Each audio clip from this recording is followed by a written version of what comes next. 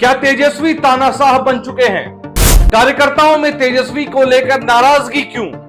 क्या लालू यादव का वर्चस्व पार्टी पर खत्म हो गया? क्या तेजस्वी यादव की ही पार्टी में चल रही? और क्यों नाराज हैं तेजस्वी से राजद के सभी कार्यकर्ता?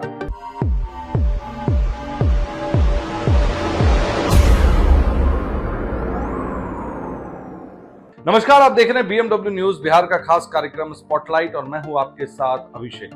देखिए, बिहार विधानसभा चुनाव की घोषणा हो चुकी है और सभी पार्टियां अपने अपने तैयारी में लग चुकी है। लेकिन उससे पहले जो बात करेंगे आज इस स्पॉटलाइट में सीट शेयरिंग को लेकर, लेकिन सीट शेयरिंग को लेकर पार्टियों में जो बवाल चल रहा है, आज उसका नजराना हम आपको इस खबर में देने जा रहे हैं, वो भी राजद के खेमे से।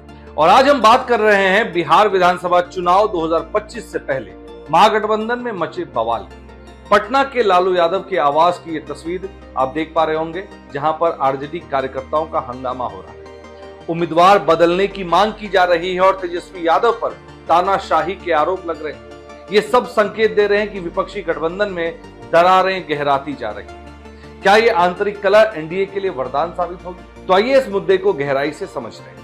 देखिए, पटना में लालू प्रसाद यादव के घर पर आरजेडी समर्थकों ने विधायक रेखा देवी के खिलाफ जोरदार हल्ला बोला। रेखा हटाओ, मसौढ़ी बचाओ के नारों के साथ कार्यकर्ता आवास के अंदर तक घुस गए। ये लगातार तीसरे दिन का धरना प्रदर्शन है। जी हां, तीसरा दिन, जहां उम्मीदवार बदलने की आवाज बुलंद हो रही है। लेकिन असल निशाना तेजस्वी यादव है। क्यों? तो हम बता रहे हैं आपको इस पूरी खबर में। देखिए, कार्यकर्ताओं का गुस्सा तेजस्वी यादव पर है कि वो उनकी बात ही नहीं सुन रहे। हर जिले में आरजेडी के टिकट वितरण को लेकर बवाल मचा है और कार्यकर्ता नए उम्मीदवार उतारने की मांग कर रहे हैं। विश्लेषण की बात करें तो ये संकेत देता है कि पार्टी में लालू यादव का प्रभाव कम हो रहा है और तेजस्वी डिक्टेटर की तरह व्यवहार कर रहे हैं। सूत्रों के हवाले से जो जानकारी मिल रही है और बताया ये जा रहा है कि तेजस्वी यादव ने अभी हाल फिलहाल में शक्ति सिंह यादव को लेकर एक बड़ी बात कह दी। उन्होंने कहा किसी और से शक्ति सिंह यादव के लिए कि मेरे बाप ने इन लोगों का मन बढ़ा दिया है। अब जरा सोचिए, शक्ति सिंह यादव जो तेजस्वी कितने करीब जाने जाते हैं, लेकिन उनके बारे में तेजस्वी का इस तरह से बयान उनके कार्यकर्ताओं में बेरुखी जैसा माहौल कर रहे हैं। और यही वजह है कि कार्यकर्ता तेजस्वी की तुलना औरंगजेब और महमूद गजनी से करने लगे, जिन्होंने सत्ता के लालच में अपनों की हत्या की। तेज प्रताप को नजरअंदाज करना, उनकी निजी जिंदगी को आधार बनाकर बाहर करना, ये परिवार में भी तेजस्वी के खिलाफ फूट डाल रहा है। तेजस्वी के सलाहकार संजय जी पर भी बहनों की आपत्ति है और लग रहा है कि जैसे परिवार में तेजस्वी अकेली ही राज चला रहे हैं। कार्यकर्ताओं का विश्वास तेजस्वी के चहेतों पर ही नहीं है, ये कहीं चुनावी नुकसान न करे। घर की इस लड़ाई में तेजस्वी फिसड्डी साबित हो रहे हैं और कार्यकर्ताओं को लग रहा है कि तेजस्वी झूठ बोल रहे हैं। ऐसा क्यों है, ये आपको बताते हैं। क्योंकि जब वो कहते हैं कि ये फैसला लालू जी का है, तो ऐसा कहने के बाद ये बात कार्यकर्ताओं को हजम नहीं होती है, क्योंकि उनको लगता है कि वो जो उम्मीदवार लेकर जा रहे हैं, क्योंकि जो उम्मीदवार जनता के बीच रह रहे हैं, उनको लेकर जब वो कार्यकर्ता जाते हैं और उनके लिए कह देते हैं कि नहीं, उनको टिकट नहीं देंगे या उनको नजरअंदाज कर देते, तो कार्यकर्ताओं को लगता है कि ये फैसला लालू जी का नहीं हो सकता। तेजस्वी यादव झूठ बोल। अब बात महागठबंधन के सीट बंटवारे की कर लें। कांग्रेस 70 सीटों से घटकर 50 पर सिमट गई, जबकि आरजेडी 130 पर चुनाव लड़ने की बात सूत्रों के हवाले से आ रही है, जो कि पिछली बार से कम है। यह फैसला उन कांग्रेस उम्मीदवारों के लिए भी झटका है जिन्होंने पहले से तैयारी कर रखी है। आरजेडी की कम सीटों से कार्यकर्ताओं में नाराजगी है और जहां गठबंधन कम लड़ेगा, वहां विद्रोही उम्मीदवार खड़े होने का खतरा भी है। सीपीआई और सीपीएम ने लंबी लिस्ट 30 सीटों की ठोक दी है, ये कहते हुए कि आप तो सीएम बनोगे, हमें ज्यादा सीटें दे दो चुनाव लड़ने के लिए। उधर मुकेश सहनी अलग राग अलाप रहे हैं। आज उनकी प्रेस कॉन्फ्रेंस पर सबकी नजरें रहेंगी। पिछली बार सीट बंटवारे पर उन्होंने धोखे का आरोप लगाया था कि कहीं वो ना दोहराए।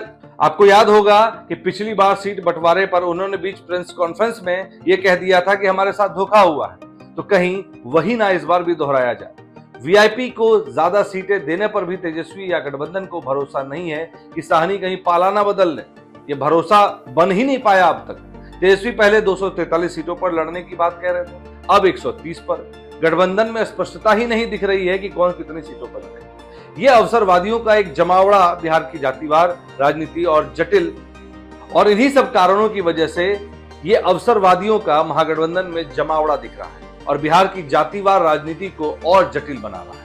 राहुल गांधी सीएम चेहरे पर चुप हैं, जो गठबंधन की कमजोरी को दिखाता है। वहीं दूसरी तरफ बात कर ले एनडीए और जेडीयू की, तो एनडीए में जेडीयू और बीजेपी के 20 सीटों का टकराव है, लेकिन चिराग पासवान और मांझी केंद्र में मंत्री बने रहने से स्थिरता रखे हुए हैं और बैलेंस बनाए हुए हैं। चिराग की रणनीति साफ है कि टिकट बंटवारे पर हल्ला मचाकर कार्यकर्ताओं को संदेश देना कि हमने कोशिश की, सीट ना मिली तो क्या करें, मंत्री पद गवा दें, पता चला आपको कुछ भी नहीं मिला, जिसके लिए आप मुझे मंत्री बना के भेजे हैं केंद्र में, तो पता चला आपको कुछ नहीं मिला, यहाँ इधर से मंत्री पद भी गया, वहां तो टिकट मिल नहीं रहा।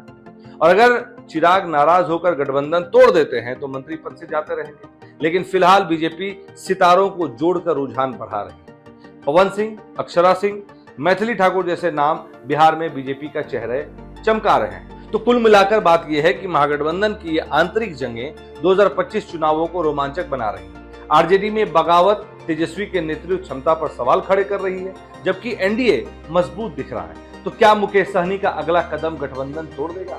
अब उनके इस प्रेस कॉन्फ्रेंस या उनकी जो अगली ब्रीफिंग होगी, वो जो लाइव आकर बोलते हैं, तो उनका सबको इंतजार है। मीडिया को भी उनका इंतजार है उनके लाइव डिबेट का, वो लाइव प्रोग्राम का, कि वो कब लाइव में आके बोलेंगे।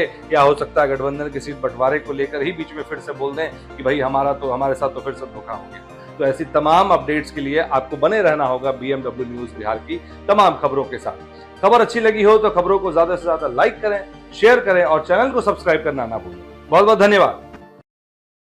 तमसो ज्योतिर्गमय गुरुकुल शिक्षा मंदिर संस्थान के साथ बनाए अपना भविष्य। रेगुलर और प्रोफेशनल कोर्सेज, सेकेंडरी और senior secondary courses, law, teachers training courses, pharmacy and nursing के साथ पैरामेडिकल में डायरेक्ट एडमिशन पाए। वेबसाइट विजिट करें या दिए गए नंबर पर कॉल करें। हमारा पता है गुरुकुल शिक्षा मंदिर संस्थान, कल्याण चौक, DS कॉलेज रोड, कटिहार।